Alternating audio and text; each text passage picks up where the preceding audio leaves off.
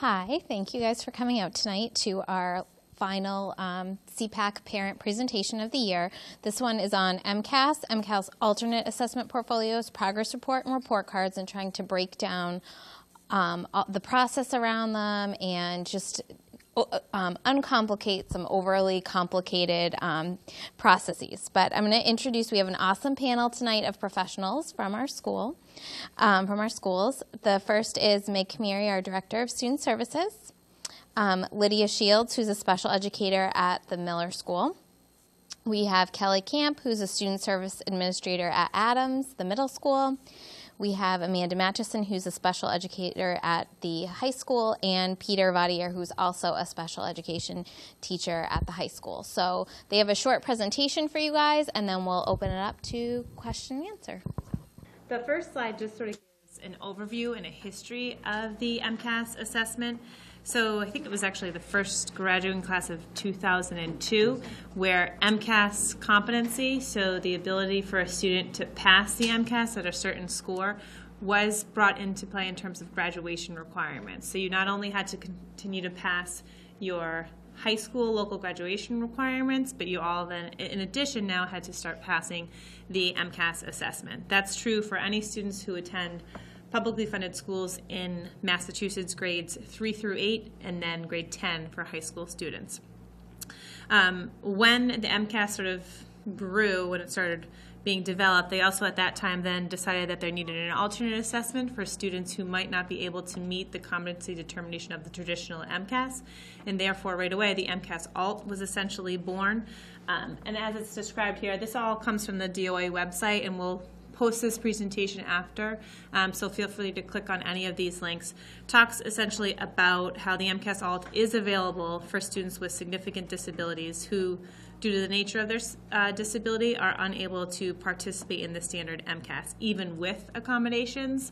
So we'll talk through the presentation about what accommodations are available for students with identified disabilities when they are taking the MCAS assessment, and therefore how do IEP teams make a determination for a child if they're taking a traditional MCAS assessment or an MCAS alt assessment. Kelly, do you want to talk a little bit about accommodations? Yep. So the next slide talks about universal accessibility features that are available to all students, which is one of the best things that has changed, I think, in MCAS, because it really gives some tools to students who don't have disabilities, access to tools that really help them to do better on the MCAS. So we'll just review a few of these that I think are some of the better ones. One, if you look under the computer-based testing, the highlight tool allows students to go back and highlight key information that they want to return to that might be important or impact their answer. Easy for them to see and find later on. And as seen on the right-hand side, it would be similar in the paper-based testing where they could use a highlighter tool, but in the computer-based, that's accessible right there on their keyboard. The alternative background and font colors certainly helpful to students who might have some kind of visual kind of challenge, or actually students can change that on their own if they find that there's a better way or an easier way for them to read text. The magnifier or zoom tool enlarges the screen, enlarges the text on the screen, certainly helpful for students who might have some eye fatigue or some low vision. That makes it easier for them to read text on the computer screen. The line reader tool would be similar, like if we were taking in a paper version, if we were taking an index card and kind of tracking down, the line reader tool on the computer part actually helps them to move on down the text so that part of it is only viewed at one time, maybe helping to clarify what it is they're reading so they don't get so confused with a lot of information. The answer masking tool allows the student to select which answer choices will be shown on the screen. Such as with the paper-based one, we would use a blank card or a cutout in order to help reduce the students' available choices at that time. Which universal feature number 6, the answer eliminator, I actually think this is one of the very best features that they have indicated. It's kind of like on Who Wants to Be a Millionaire when they say, well, I know it's not A and I know it's not C, so now I'm down to B and D. And they can actually do that right there on the screen and then make an informed choice and say, you know, I think my final answer is going to be B. And I think that really helps them to clarify their thinking and move through the test. The item flag or bookmark helps them to identify items that they need to come back to later on. Maybe they weren't quite sure about the answer to that one and they want to think about it a little bit. Or sometimes they may find information in other questions that help them to clarify their thinking, and that little bookmark or flag will help them go back and find that question very quickly that they want to go back to. There's a universal feature of audio aids, such as noise-canceling devices, headphones, amplification, or white noise. We don't have too many students who use this particular feature, but it's nice to know that it's there for students who might need that. Universal feature number 9 is a notepad for notes or calculations. So on the paper test, they would have scratch paper, but actually for the computer version, they can also have scratch paper with pencil and paper as well. It's not just the notepad, but the notepad would be the portion on the actual computer screen where they can go in and type or manipulate in order to help clarify their thinking.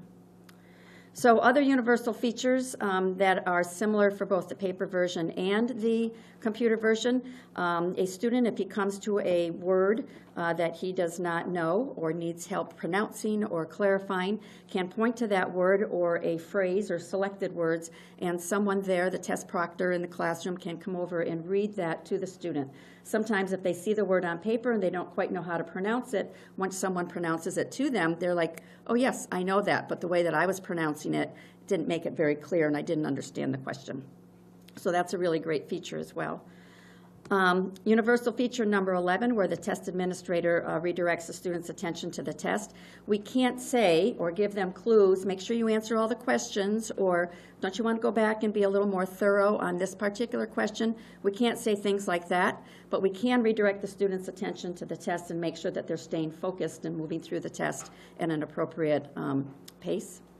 And then universal feature number 12 is reading aloud, repeating, or clarifying the general administration directions, the overall directions. We can't really change the wording on that too much, but if a student didn't get it the first time, we can certainly go back in and repeat it and say it again in order to help them hear it a second time. So just to clarify, universal features are now what is available to any child taking the MCAS test, MCAS, grades 3 through 8. So where previously children taking the MCAS assessment, or if you were not identified with a disability, you didn't have access to any of these accommodations. There were sort of minimal that were afforded to all children. Now if you're taking the traditional MCAS and you're currently in grades 3 through 8, we'll talk about what that will look like in years to come. You have the right to access any of these universal features that Kelly just reviewed. Mm-hmm. Some of the designated accessibility features are for students who have been identified with a disability. They could be available to a student on a 504 plan or a student with an IEP. So the first one, small group test administration, exactly what it sounds like. We pull the students out of the classroom and they take it in with a group of other students who might need that small group. It's really helpful because students aren't paying so close attention in the classroom to, oh, well, I see my friend over here is already done, I'm not done, and they start to kind of just guess at answers in order to be just done. Also gives them a quieter setting, less distractions in order to help them focus. Some students require designated feature number 2, which is an individual or one-on-one test administration with an administrator.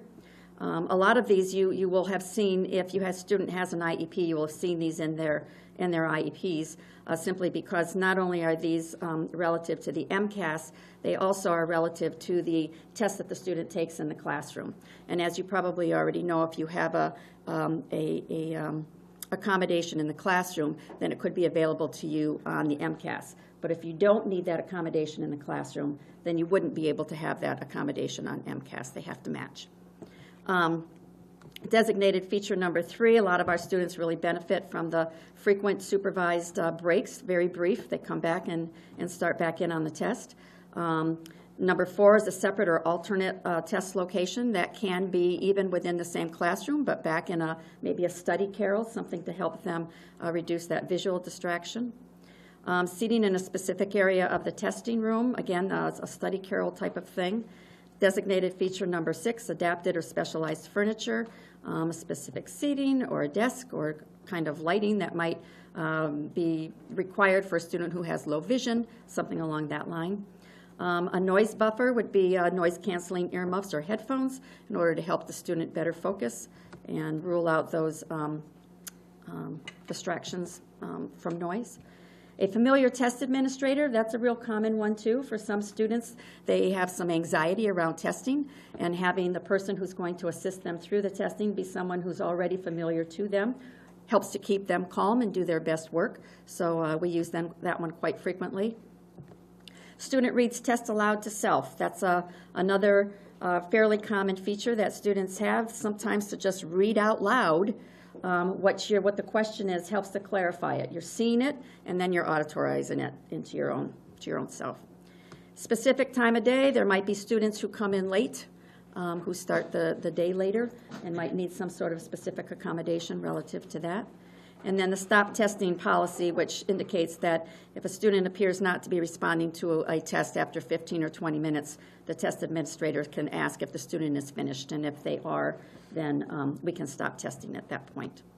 And those are the designated features that are available to students on a 504 plan or an IEP. Let's see, so we're looking at additional accommodations for students with disabilities, and these are, do you mind just scrolling down for us? Sure. See.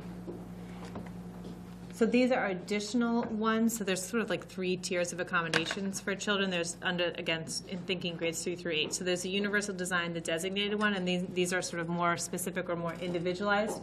So if you scroll back up to the top, for example, right now, typically we're having not all students, but typically grades 3 through 8 are taking it computer-based. So it would be an accommodation for a child now to take it actually paper-based. So if you see the first one on the left-hand column is the actual making that exception for children. I'm trying to see other ones worth highlighting. Large print, which is a low incidence use of an accommodation that a child might require, but again, one that would be documented in their IEP and then afforded to that student when they went to take the MCAS assessment. These are, again, when you sort of think of the tiers of accommodations, these are definitely more drilled down and more specific in terms of students, and therefore require greater sort of determination and conversation at a team meeting level. So when you have ones such as text-to-speech, or I'm trying to think of other human read-aloud, there are sort of different criteria that the state puts out. So a child really has to be virtually unable to decode or virtually unable to calculate when you think of kind of previous testing as far as allowance or use of accommodations such as the ones that are listed, anything beginning with an A. I'm trying to think of some of these other ones. Graphic organizer, that's a pretty interesting one in terms of we actually, districts have to submit to have an approved graphic organizer that you can use for your students. So you see there are ones that the state puts out. They have various reference sheets, like in a math reference sheet, an English one, and we have to essentially submit to be approved for a child to utilize a specific one or an individualized one for them for the purpose of the MCAS assessment. Again, scribe or speech to text, those are ones that they really consider like there's a lot of sort of scrutiny, which tends to be a negative word, but a lot of deliberation around the appropriateness of that accommodation to be used with that child in light of what the child's disability is, as well as the frequency at which they're already utilizing that accommodation throughout the rest of their school day or under other assessment settings. These are all linked to our presentation, so if you want to kind of drill down through them, otherwise I don't want to keep kind of going through each one for you. But that gives you a sense of when, under the standard MCAS assessment, the various levels of accommodation that are provided or afforded to students without disabilities, again, under the universal feature, and then children with disabilities that are either on a 504 or an IEP plan. Anything anybody wants to add about? No. Okay. Who wants to cover with it? Do you want me to talk about it? Sure. So, and I think Kelly already sort of touched upon this, so feel free, Lydia, to jump in too. So when we have children taking standard MCAS, we have to assure that those assessment accommodations that are provided to them are also provided to them during the school year. So if a child requires scribe for the MCAS assessment, which is kind of an outdated accommodation at this point. Do they utilize or require a scribe when they're taking assessments throughout the school year? And so that's why it's important to assure that PLEP A, present levels of performance, educational performance in your child's IEP, match the page around state and district-wide assessment, that those two are similar. We wouldn't want to have a child all of a sudden for the MCAS use a highlighter when that isn't part of their strategies, or they aren't used to frequently accessing that throughout the school year. So these are some of the accommodations. And so when we're thinking about developing an IEP for our students, I personally, I know they do too, we put in here everything that they would need to take any test in any subject and start working on it now, even if they're taking the alts. For science and social studies, if they need the test or read aloud, it's in the accommodations, and then you would find it in their IEP for an accommodation for the MCAS also. It has to be in the IEP to be on the MCAS accommodations, and it makes sense because if you're going to give the to them for the MCAS, you want them always working on it throughout all the years and through all the tests that they take, so that when it comes to the MCAS, they're not like, well, why all of a sudden are you reading it to me, or why all of a sudden do I have a scribe? So that's why we have it in right from, and even, I can say even for my students that take the alts, I still have the accommodations in there. So if down the road they can take it or whatever, they work on those in the regular tests that they take. So they can move forward like that. So Lydia, and I'm sorry if I came in late and you covered this already, but at what point do you start thinking about those accommodations? At what point do you start thinking about those accommodations? So if you need to have it in the IEP so that it's covered for the MCAS, what age are we looking at making sure it's in there? When I'm writing an IEP, I start at 3rd grade. As soon as I'm writing an IEP, I'm always thinking about what accommodations my students will need to take any test. Okay, so should folks who have kids at Placentino be thinking in 2nd grade to start putting accommodations in there that will need to be there for the MCAS? Yeah, I think it's good practice to start to think about what they need and what they are doing currently right now to have them successful take tests. What accommodations are they doing now, putting them in the IEP so that we can move forward. And we know what's done in the past and build from that.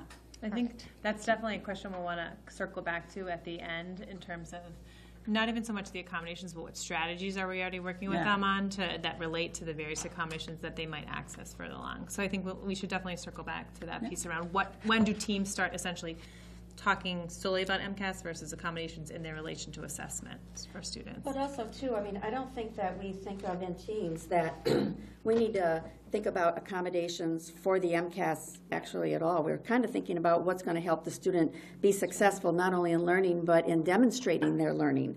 The MCAS is kind of like that byproduct at the end, that if this is what they need to learn in the classroom, or this is what they need to be able to demonstrate what they learned in the classroom, then of course they're going to need that to demonstrate what they learned on the MCAS. So the MCAS is not the driver of this. It's really, what does the student need in the classroom. The next slide is just a visual for those of you who are familiar with individualized education programs. This is the page currently in your student's IEP that captures the state or district-wide assessment. And you'll see, stand up for a sec. So it's further along in the IEP, but you'll see the state or district-wide assessment. Then it should note essentially what assessment the student is participating in. So typically it might just say MCAS. This one happens to say MCAS in the actual content areas and the timeline for the year. We have 3 columns here that still remain as is. The first column is essentially noting that a child, regardless of their disability, they are participating in it under routine conditions. So you could have a child who has SLD in reading but is able to take the math MCAS with those universal design features now under routine conditions. So, and because there's far more available accommodations to children right now in grades 3 through 8 and will be in grades 10, we might have more children actually taking it under routine conditions because we now know that expands in terms of accommodations available to all children. The second one talks about participating in the MCAS with various accommodations. So the second and third sort of layer of accommodations that Kelly highlighted.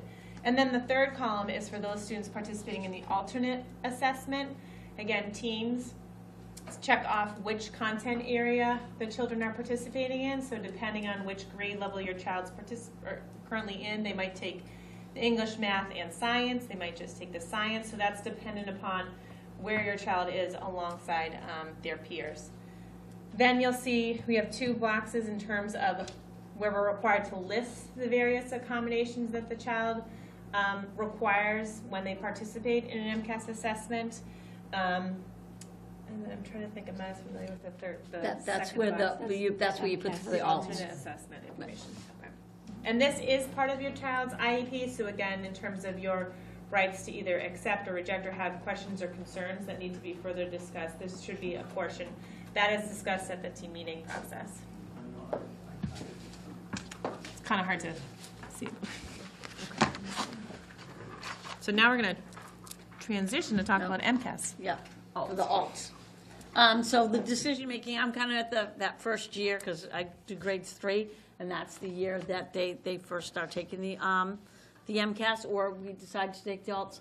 So if they're on an IEP, we have to decide as a team, the team chair, myself, thank you, speech, OT, everybody kind of gets together and decides what's best for the child. Not only you have to weigh different things, their current academic level, and also their emotional. It can be stressful, and whether they are able to, kind of hold it together to take the test.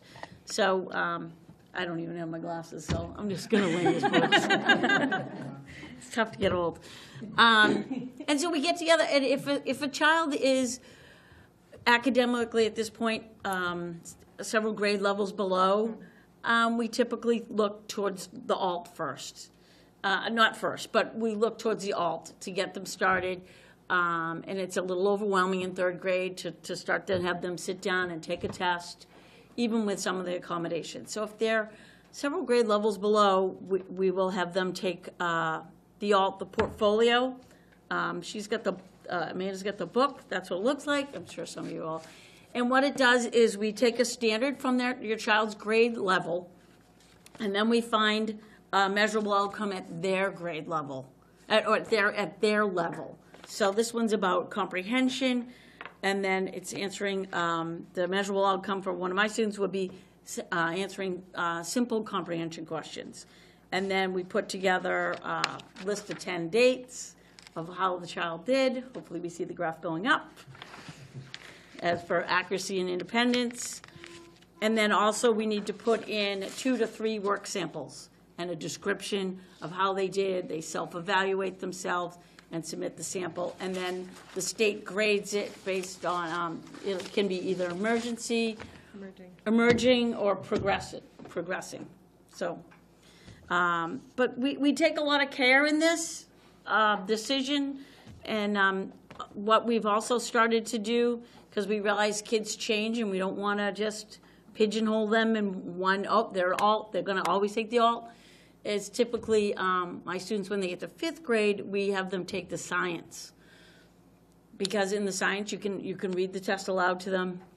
A lot of it is based on real life experiences, so they can draw from that to help them answer some of the questions.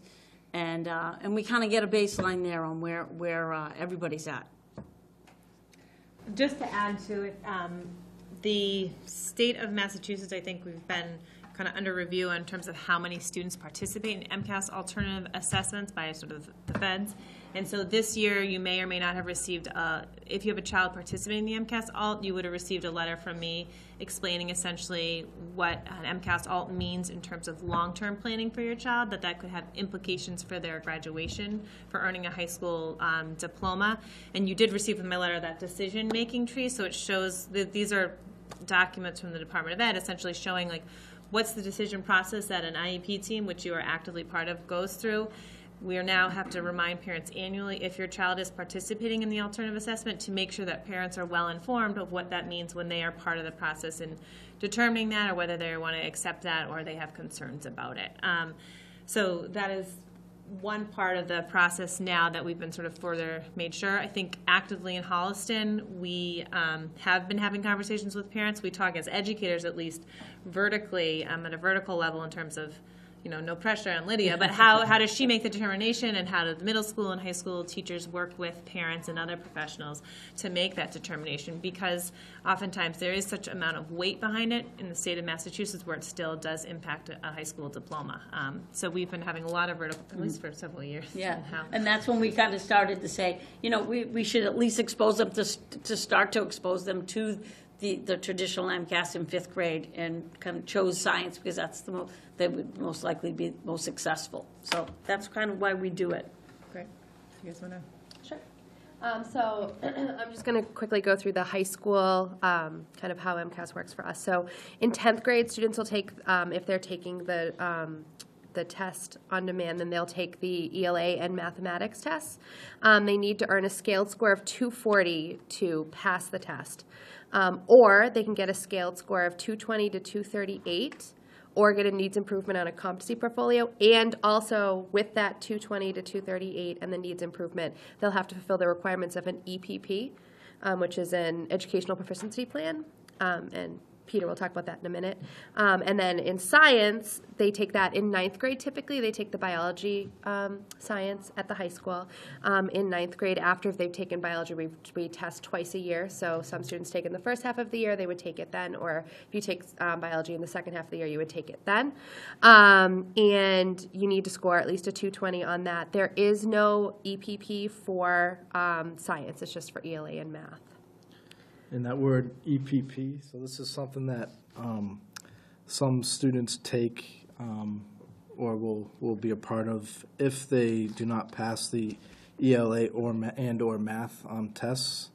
And they have a couple chances to do it, and if they just, after a few chances can't pass it, they can go on an educational proficiency plan. So what this means is that students will have to take math and or English, depending on the tests that they did not pass, for the rest of their high school career, and they need to pass the final and the whole class.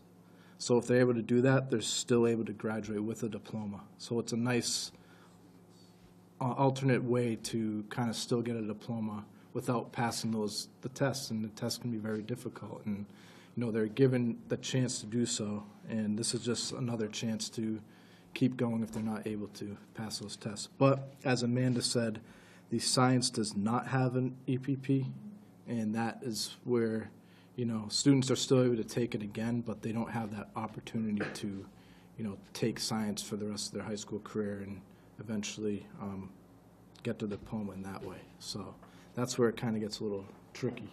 Just to add a little bit about the EPP. So the EPP, I think, was established after the state of Massachusetts realized that the proficiency marker, that 240 and above, seemed a little bit sort of beyond what they had anticipated based on their first couple of years of results. So the EPP essentially is another layer to say we're not going to withhold a high school diploma, but we do have additional sort of measures that you need to accomplish in order to reach essentially proficiency. So even though you don't score proficiency on your MCAS, you're completing an EPP, you're completing a final assessment, you're taking the course requirements, and therefore still will be able to earn a high school diploma.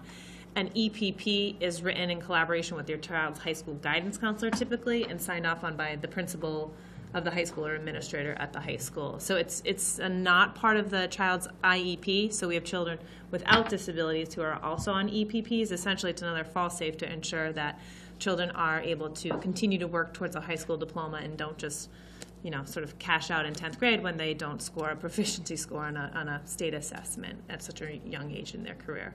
Biology, too, like Amanda mentioned, is typically the science assessment that Holliston Public Schools uses for children in terms of their high school diploma, but that isn't necessarily consistent throughout the state, so it depends on, you might have neighbors in other towns who take chemistry as the big one that their high schooler takes. So Holliston has historically done biology for at least the past 7 years or so. I want to say someone's taken physics, but it's not a personal experience of mine. So there are other ones. There's biology, chemistry, introductory to physics, and technology and engineering that are available from the state as science MCAS, but like Meg said, that Holliston typically does the biology one. quick question. Just a little bit confused here. Okay. Regarding the EEP. Or EPP, right? Whatever the alphabet soup is. A lot of letters. Anyway, what I was trying to follow here is, and just tell me if I get this right or wrong, is that if a student is in 10th grade and, say, does about 220 or so in math, and then qualifies for the EPP, all right, then what would happen is that student would be taking, would be conscripted essentially to be taking math courses in 11th grade and 12th grade, and would be able to earn credit for the MCAS if they successfully pass the class and pass the final. Is that correct? Yeah. Yes. Yep. So that would be the alternative to the 10th grade. Correct, but. So it might sound at first glance like it's additional work, but if you think of a Holliston High School student right now, I think has to get 4.5 math credits or 4 math credits. Is it 4.5 English? So they would. So most of our students typically are taking 4 years of math. Anyway. So it's not necessarily in addition to, but it's just there are the pieces around passing it, right? I mean, there's. Just trying to get the numbers to make sense. Yes. Yeah. Thank you. Yeah. They're allowed to retake the MCAS as well. Yes. So you don't automatically go to the EPP. You could can retake the test. Which some students opt to do that too. Yep. Yeah, sorry. Yep. And the EPP, is that a specific separate class, or would it be a class that they'd be taking anyway, but just with different rules or guidelines to them passing it? It's not a class, it's actually just like a document. It's a plan, it's an educational proficiency plan that is created. Again, this is for children with or without disabilities, that is created in collaboration with their guidance counselor and their principal. I'm looking at you guys to make sure I'm remembering correct. And with parents to have a sense of, okay, the child has chosen not to essentially retake math. They're going to go on an EPP. They'll continue to take these math courses for the next couple of years. They'll take the final, and then they'll maintain a certain grade point. Like there's certain requirements associated with it. It's a plan. It's not a track or a course. Okay.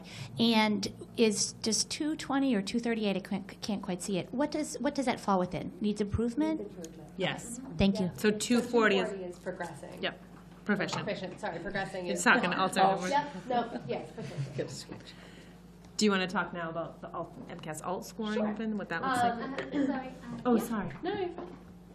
It's a very basic question. What is 240? I mean, is it like a percent? What is the percent 240? Out of what? That's the highest. Oh my gosh. I think. No. I think you stumped us. I'll have to get back to you. So the 240 is the bottom range of proficient. So Yeah. if 240 and above, I'm trying to think of a highest. I don't know what the So highest. like 280? I want to say 280 sounds right. No, I don't think it goes to 300. Like what is the cutoff percent basically? I think it's 240 and 280 is so proficient. I'm trying to think if there's a. I think 280 might be the We can highest- probably Google it highest when we score. Yeah. So the state of Massachusetts considers proficient 240 and above, essentially, on the MCAS all, regardless of the subject matter. But we can look up for you what the ceiling is, essentially. Another venue in the high school is taking the MCAS alts. So we do a science in 9th grade. You can do it in 9th or 10th grade. We usually choose to do 9th grade and then do English and math in 10th grade. The different scores you could get are progressing, emerging, or incomplete. And then, so essentially what happens if a student completes the MCAS alts or is unable to pass the MCAS test or complete their EPP, then they get a certificate of completion. 280? Okay. 280 is the highest. There's an advanced category, too, proficient and advanced. Advanced is 270, advanced is 270 to 280, high advanced. Low advanced is 260 to 268. And then proficient is 250 to 258, that's the high range of proficient. The low range of proficient is 240 to 248. And then there's high and low needs improvement, which fall between 220 and 238. And then failing is 210 to 218, high failing or low failing, 200 to 208. When you receive your child's MCAS scores from the state, I think it's actually broken out. The range is broken out there, so you would see the score breakdown. Okay. The last, I think, topic that we wanted to cover before we jump into more questions is this difference between progress reports, so special education progress reports, report cards, and then transcripts. So, and I should have put special education progress reports, but when we're talking about progress reports, those are ones that are attached to your child's individualized education program, so their IEP. And this is a special education process. We mail out progress reports at different sort of points in Holliston based on the school that your child's at in terms of correlation with their report cards. So your child's special education progress reports, as you know, are based on their IEP goals and benchmarks. They're individualized based on your child. Again, their goals, their benchmarks, their criterion referenced. And then in terms of sort of how the progress reports relates to the report card, there might be note in your child's IEP about any sort of accommodations or modifications to a course. So how any of the course subjects they're taking might be impacted based on the impact of the disability towards those classes. Report cards, which are a general education process, we are also mandated to provide for children whether they have a disability or not. So it's a general education process. It is based on content standards. So when you think of progress reports, that's your individual child. Report card is based on the standards that are set out by the state, so it gives you a good measure of how your child is progressing in relation to their peers and in relation to the frameworks that are set aside. In Holliston, we have a standards-based report cards, grades K through 5. So what is it, EUs, LUs, DU, limited understanding, development and understanding, working understanding, and advanced understanding. Thanks. And then grades 6 through 12 up, we do numerical grades in both buildings. So report cards are not individualized, again, sort of as juxtaposed to progress reports. They are norm reference, and in terms of sort of the land of special education, so when an IEP world and report cards might cross, we can note on a report card if there's something that's fundamentally altered in your child's course that they're taking. So that might look different at different schools. Essentially, when you're talking about sort of the impacts of a high school diploma, at the high school is probably the place that we see it the most often, where you might have a child who's taking a biology class, and that might be modified based on the methodology or the quantity of the information provided, and therefore you might have a child who's in foundations of biology, where another child might just be in biology. So there's ways in which we can note it on a report card that does not sort of have any violation in terms of making sure there's no notation to it. Otherwise, we are tasked essentially with reporting on a child's progress on the report cards based on content standards, which can be disheartening if a child is getting a lot of LUs and you say, well, then that's where we want you to really look at your child's special education progress report, because that's the one that might capture more of their actual progress towards their goals. So again, a report code could reference an IEP or a 504. It might say your child is getting an EU or DU based on accommodations provided. So we can note things like that in a report card.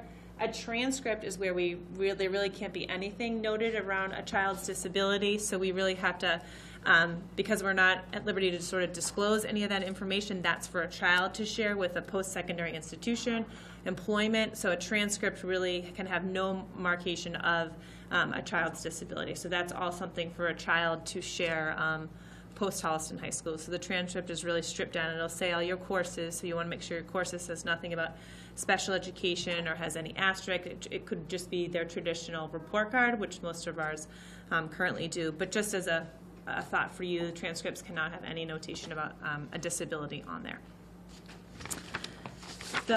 Actually, I forgot we put this slide in too, just so you have a sense before we open it up to more questions. Hopefully we've generated some questions for you. We've talked a lot about right now how grades 3 through 8 is under what they call the next generation MCAS, or I don't know if I've used that title yet, but that's the computer-based assessment that's kind of in full swing across the state of Massachusetts. So many districts started it in that during the 2017 testing, 2018 even more districts are, and the expectation for Massachusetts is that by 2019 everybody's sort of all on board doing all computer-based testing, or not all, but the majority of children are doing computer-based testing. So what does that look like right now in terms of Holliston High School's graduating classes? In 2018, the class that's currently graduating from Holliston High School this June will be still participating in what they call the legacy test. It's these like cute little names they came up with. That's the non-computer based one, so that's still what that group is testing, while our grades 3 through 8 are all going to be taking this fancy next generation. 2020 will have taken the legacy test, and then anybody beyond that graduating year will have all be our next generation people. So our current, if I'm doing my math right, sophomores who are sitting now or have been sitting are still taking the legacy test, the paper-based, and then anybody coming in after that will be all computer-based, the next generation. What's the benefit, or why are people so excited to see this next generation? I mean, we've talked a lot about all the accommodations that are afforded now to all children. Their thinking and sort of reworking it is that it really focuses more on critical thinking, application of knowledge, and the ability to make connections.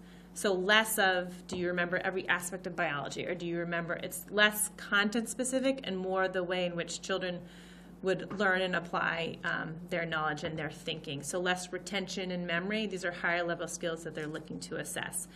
The second sort of major hope is that it does give us a clearer signal of readiness. So they talk about college and career readiness, and they think the way in which the assessment has been revamped is a better determining factor in terms of continuing to consider it in terms of graduation requirements and therefore readiness for post-secondary institution or plans.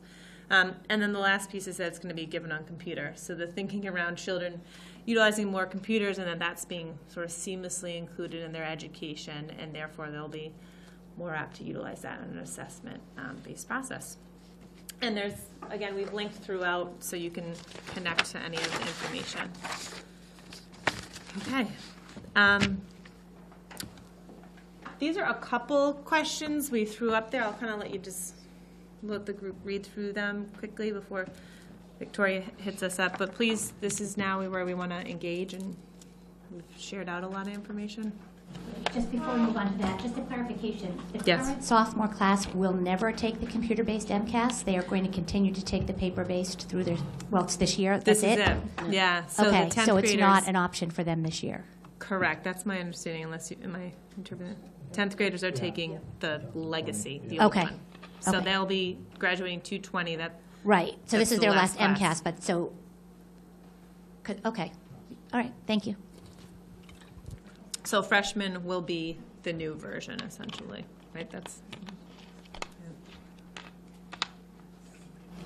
So we can answer, I think we already talked a lot about the educational proficiency plan, but sort of the second question that we thought that might be of interest is how a student could transition from having an MCAS alternative assessment portfolio and then ultimately transition to an MCAS with accommodations. I think I could speak to this. You're looking right at me. Well, we already have it in place because the IEP has all the accommodations in there, and this is what I was saying before. We kind of build it. We're building to that. They're already taking the tests with the accommodations. So when it's time and we say, in 5th grade, and we move on to that, taking the actual test, they've already had taken tests, and not the MCAS, with those accommodations, with it read aloud or scribe and things like that. So it's a pretty seamless transition. I have a student this year who took all last year. This year he's going to take the MCAS, and but he's already gone through all those steps. The only difference is that where it's on the computer. But I will say I have several students that took it on. There was a trial, 4th grade students last year, taking it on the computer, and they were so much happier. And they did, I know they did better because it was on the computer. They're so comfortable with the computer and manipulating all the tools. And I'm like, well, how did you know how to do that? They knew how to do it because that's that generation. So I think taking the computer bases makes kids a lot more at ease taking it, so there's not such a big stress of going from an alt into the traditional. But we're always working towards that. So I mean, that's the goal, to have students be able to, take the actual tests and to be able to hopefully get a diploma. So it's like we're working to try to get them to that point. It's awesome that, starting earlier so we can once they get to high school, to us, they're more prepared. They know what these tests are like. They're able to, kind of manipulate the computer program now even more. So I think, that's like our goal, is to try to get them to be able to, hopefully, graduate with a diploma and take those tests. So, because once you take the MCAS out, like, in third grade or even eighth grade, you're not stuck taking that MCAS out forever. You're able to, work towards taking the test. So that's, I think, all of our goals, to try to have that happen. So I think too, there used to be this sense, and I've been in Holliston, I think 7 years now, of MCAS alt is going to impact your district's like scoring in terms of states assessing whether you're level 2 or level 1 school, and I don't think that's ever been a sentiment here that I felt in terms of, you have to have kids take the MCAS alt, because if they get a fail or needs improvement, that's going to impact our school's overall sort of report card. And I think for those of you who know Dr. Jackson at all, that's never been any pressure on him if you need to pay attention to make sure your kids score. So I feel confident that these educators work with you as parents to sort of determine what's appropriate for your child, and what's the one that's going to get them the score that we care about for our state reporting. So that's been a big part of our conversations in terms of making sure parents feel comfortable and that the other educators know, don't worry, we're not all stressed of what do your MCAS scores look like, essentially, because MCAS alt or MCAS, both of those results factor into our district report card or public sort of assessment of us. And so working with other educators too to understand what does it mean in terms of how students score on the MCAS, what does that mean in terms of the district standing, has been a big part, I think, of what I see in Holliston. And we do have students who transition off from an alt in just one subject. And even though that won't earn them a diploma, it still helps them to feel that success and allow them to be able to perform at their best level. So kind of that leads into the next question, would be what would the graduation day look like for a student who Is having their graduation day but completing an MCAS alt portfolio? So most, I won't say all students that we've worked with have participated in graduation, have done all the senior activities, have participated as much as they wanted to. They graduate with their senior class and walk across the stage and get their certificate of completion. So it looks no differently than it does for any other student. But is it different? It is different because they're receiving a certificate of completion, not a diploma, but it doesn't look different. They're still getting their certificate that day. Okay, question. Mm-hmm. Assuming that a student wants a further education from that point onwards, Mm-hmm. We all know how competitive colleges are. Getting a diploma and getting a certificate of completion, what does that do to the chances of of a student being able to enter some sort of college education? Most colleges do require a high school diploma, which is why we work so hard to get our students to pass the MCAS with accommodations. And, if possible, that's what our end goal is always for them to pass the MCAS to be able to obtain their diploma. But a certificate of completion wouldn't be accepted by a college in place of a diploma. That's So they would have to get like a GED or something at some point. Mm-hmm. Yes, and/or so just because you have to pass the MCAS assessment to earn a high school diploma doesn't mean you have to do it in 4 years. So some students might be with us for 4 or 5. I mean, they have the educational right, if appropriate, to be with us until they aged 22. So we have had students who might not take the MCAS or might be taking it well into their 4th or 5th year. So you can continue to retake it or have other means through the EPP or whatever path is appropriate for that child, if it is appropriate that at some point they might be able to earn that children are. When most of our students fill out college applications, they ask for a graduation date, and the graduation date essentially is in line with the diploma, earning of the diploma. So that is a part of it. There are programs where children can have post-secondary experiences on different college campuses without having a diploma. But in terms of thinking of them then going on to earn an associate's degree or a bachelor's degree, there's still sort of a natural trajectory at which you would have a high school diploma first and then move on to those pieces. But again, a high school diploma, I think that's something for people to unlearn, that a high school diploma has to be done in 4 years and their MCAS has to be passed in 4 years. So that isn't necessarily a traditional track for all of our children in Holliston. So again, this sort of leads into, on a rare occasion, there is what's called a grade level or a competency-based alternate assessment portfolio. And again, it's pretty rare. I've been in Holliston doing, MCAS alt for 10 years, and I've never come across one. And I don't think many of our panel members have. Kelly has done one once in her career, so I don't know if you. No, not at all. So I don't know if you want to talk about that process a little bit or describe it. So we had the student who did do a competency portfolio, and it was in middle school, but it was a student who had a severe physical limitation and could not really demonstrate their knowledge in a typical paper and pencil kind of way. It was prior to the implementation of MCAS on the computer.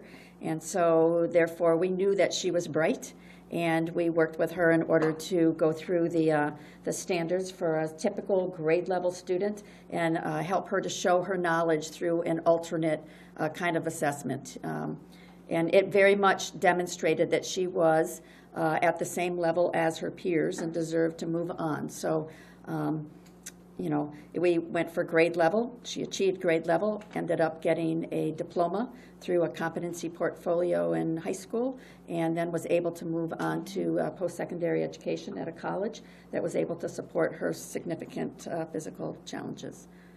I think it's very rare. I think the numbers are very small. I don't remember what they are, but they're in the point-somethings percentage of students who go through the process, but it certainly is an opportunity for someone to show what they know in a different way if they can't demonstrate it through these big paper and pencil or computer kind of tests. Because typically one of the biggest criteria for a child taking MCAS alt is that they're working well below grade level. So for a competency portfolio is an exception essentially to the rule.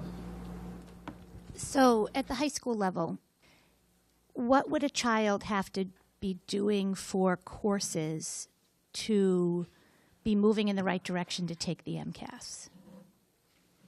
So in other words, and I'm not familiar with exactly how it's run, but if a child were to be in a sub-separate classroom for the majority of their classes, there's really no ability to move on towards an MCAS track, so to speak. Does that make sense? Would the child have to be in a traditional CP2 English class in order to be working towards taking the ELA 10th grade MCAS? I was just going to say, at minimum CP2. Students who are in a sub-separate classroom are receiving alternate curriculum, right? That's curriculum that is designed individually at their grade level. So it is likely significantly below whatever grade level their chronological age puts them in. So for children with an intellectual disability or another developmental disability where they've been working below grade level, is there anything in between that sub-separate situation and a traditional CP2 English where they could be moving towards earning or taking the 10th grade MCAS?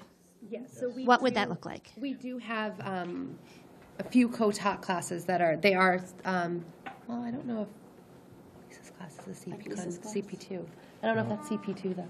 They are. But they're co-taught they are classes. CP2. Yep, so they're CP2 co-taught classes with a member of the general education teacher, content specialist, a co-taught with a special educator that are working towards bridging that gap between.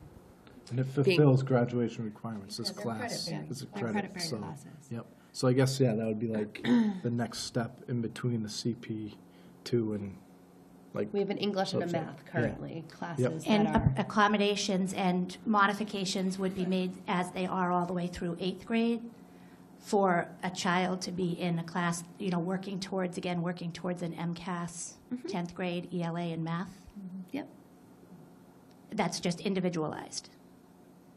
Okay. Yeah, we have some small class. So if you think of like a freshman math class, which is typically like an algebra class, we might have a class, like a pre-algebra class or something prior to that might be just children with disabilities, but essentially that's a precursor to other things to get them on track. So again, those children might take it within their 10th grade year, the traditional MCAS math assessment. They might not do so well because they've, however the sort of steps away that they are from the grade level content that needs to be sort of within the mastery area for them to be successful in the MCAS are still further along. But we've created individualized classes for small pockets of children who might be on that track. I think the great part about that question is that's always something you've got to be talking to the teams about in terms of working with the professionals around if thinking of a high school diploma is in relation to a child's ability to be on grade level, what are the appropriate sort of avenues or services that need to be provided if that is appropriate for them. And again, thinking almost beyond 22, post-secondary plans, how does that factor into their success on an MCAS or in a high school diploma? Okay, thank you. Yeah.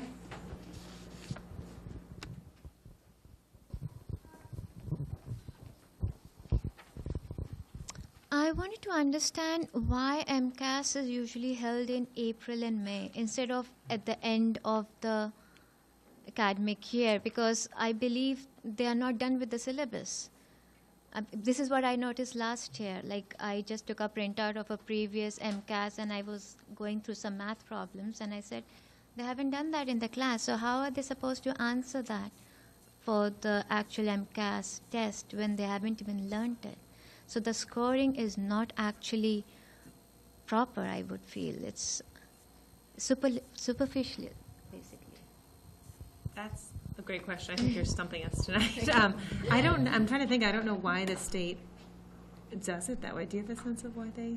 Well, I'm not sure, but when you think about our very first MCAS test, which is ELA, coming up, we take it at the end of March. Right. So you still have April, May, and June, 3 months worth of curriculum. So I think you're probably asking the wrong people. You might be wanting to send that up to state folks, because I think we would tend to agree with you on that.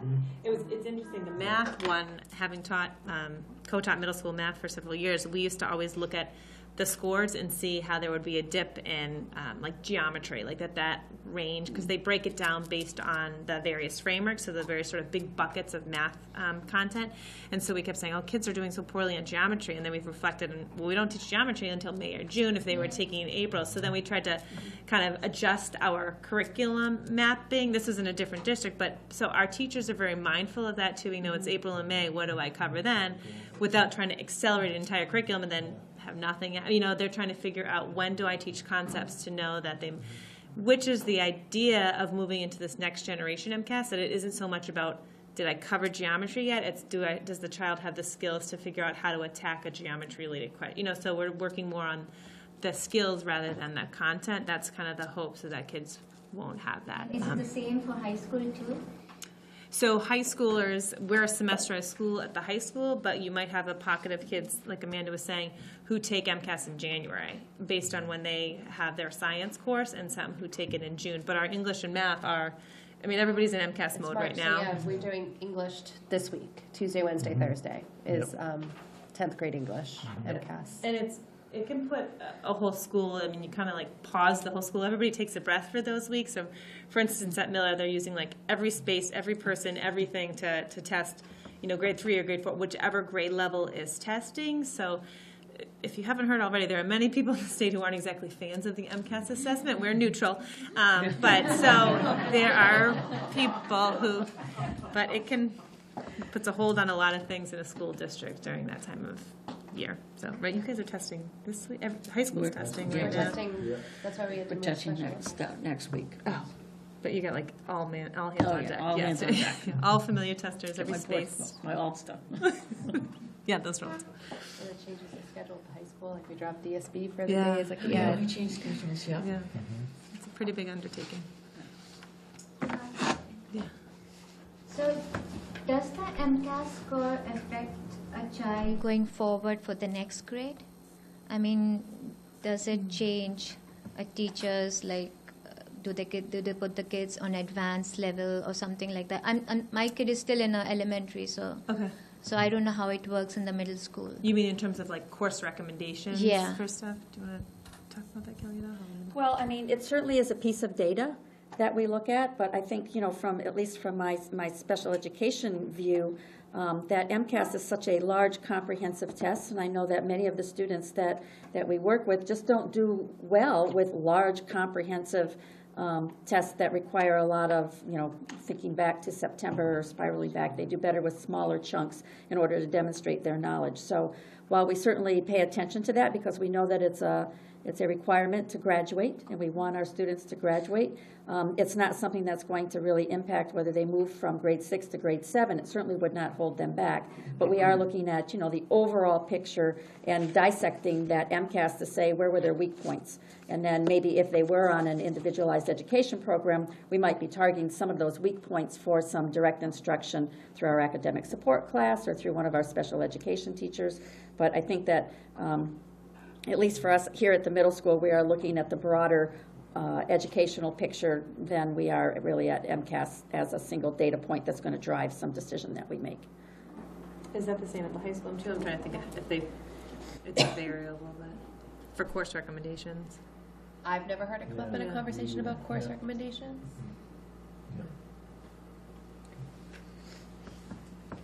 Anyone else have any questions?